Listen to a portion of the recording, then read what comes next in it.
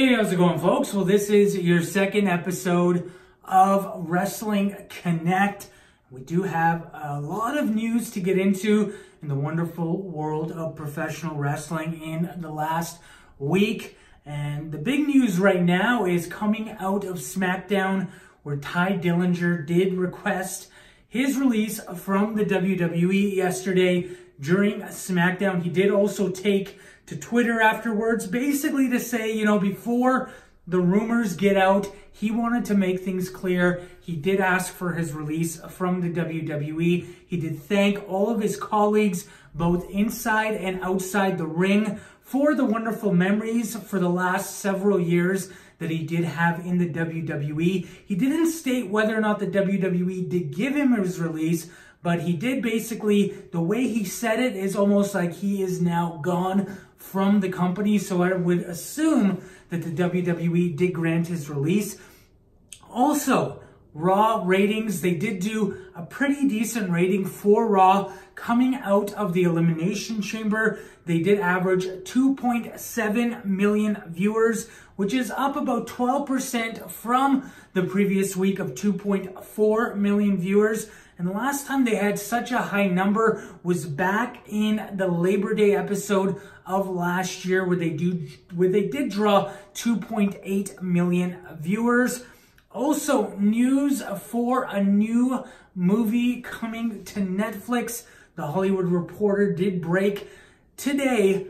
A Hulk Hogan biopic is scheduled to come to Netflix with Chris Hemsworth, also known as Thor, who is signed on to play Hulk Hogan in the movie. And basically the movie doesn't have much to do with his later career. It all has to do with the rise of Hulkamania. So this is something that now is scheduled to come to Netflix at some point in time. A Hulk Hogan biopic played by Chris Hemsworth. So it'll be interesting to see exactly how they do it. We do know that there is multiple script revisions for a Vince McMahon biopic, but they haven't actually casted anyone quite yet. This one seems to have the ball rolling with an actor set to play Hulk Hogan in this new movie set to air on Netflix.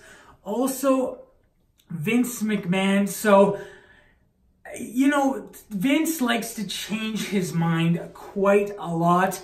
And this past week, he did something somewhat drastic when he did bring up some of the NXT guys. According to Dave Meltzer, last week he did make a decision. He wanted to bring up 4 of the top NXT talent, and he did at Raw. He brought up Johnny Gargano, he brought up Tommaso Ciampa, Aleister Black, and Ricochet. And this is something that the entire locker room really didn't know what was going on when they did come to Raw. The locker room was kind of, I would say, they weren't upset, but they were very, very surprised. And according to Mike Johnson over at PW Insider, there was a few side eyes. There was a few, like, are these guys coming for my spot? That's the type of attitude that was backstage that night. And as far as the new NXT guys do go, they are scheduled to work Raw, SmackDown, as well as NXT. Tonight at the NXT TV tapings, they did start the Dusty Rhodes Tag Team Classic,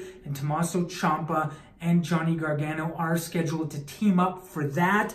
And as far as when we will see more of these guys, I would suspect that we will see them on television every week. And I'm not 100% sure if they will be working the house shows, but right now they are working all 3 brands, and they will be pushed. So Vince McMahon feels that a lot of the guys right now in the mid-card are kind of stale, boring, and he really wants to get some new faces in there. And he got some new NXT faces, which he will now push to the moon. And I guess that's just the way it's going to be. Whether or not this affected guys like Tye Dillinger making his decision to leave the company, I'm not entirely sure. Another thing with Vince McMahon is he is not happy right now with The Undertaker appearing at StarCast 2. The feeling is, according to Dave Meltzer, is that when he heard the news, he wasn't happy, and he does think that StarCast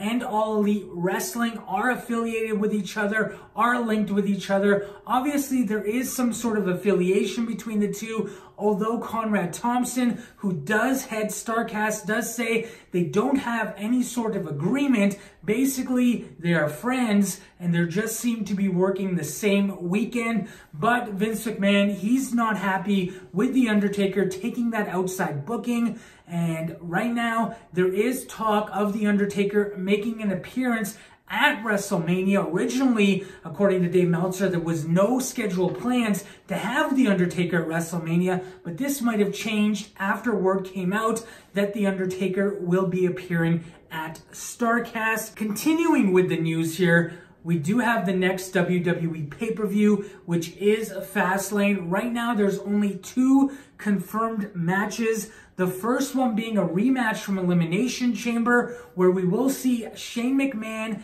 and The Miz square off against the Usos for the SmackDown Tag Team Championship. Also, Kofi Kingston has earned his spot. He will be squaring off against Daniel Bryan for the WWE Championship. Those are the only 2 confirmed matches at this point in time. Another match that might take place at Fastlane is Mandy Rose versus Asuka, as it does seem like now that Mandy Rose did pin Asuka, she may get a rematch for the SmackDown Women's Championship. And also, Lacey Evans is now scheduled to be in that picture, in that main event picture, as far as the women go on SmackDown. According to Dave Meltzer, Lacey Evans is in line for a push. And what they did this past week on Elimination Chamber and on SmackDown, with her basically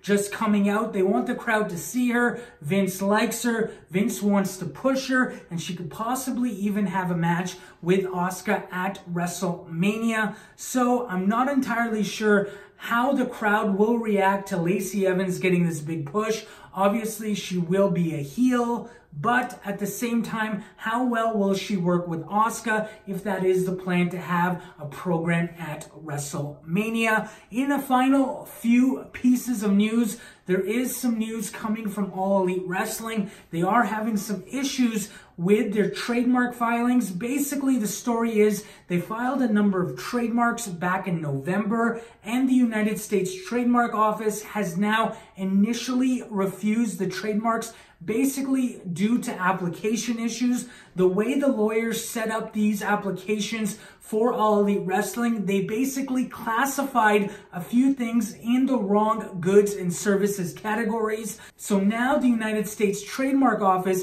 is going back to AEW saying you must fix this, also pay some associated fees with not being on the right categories.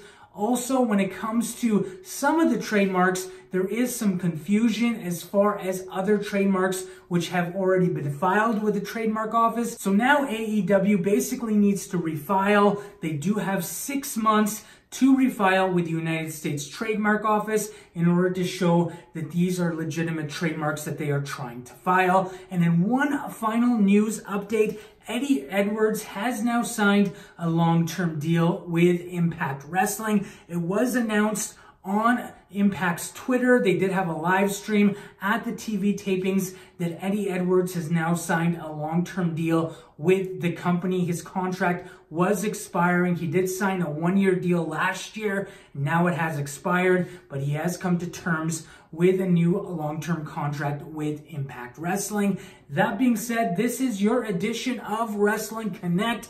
We will see you once again next week. Also hit up heelbynature.com for the latest pro wrestling news daily, and be sure to follow at heelbynatureyt on Instagram and Twitter. And as always, don't forget to DDT that like button, hit subscribe, join the notification squad to be notified of new videos, and have a great day.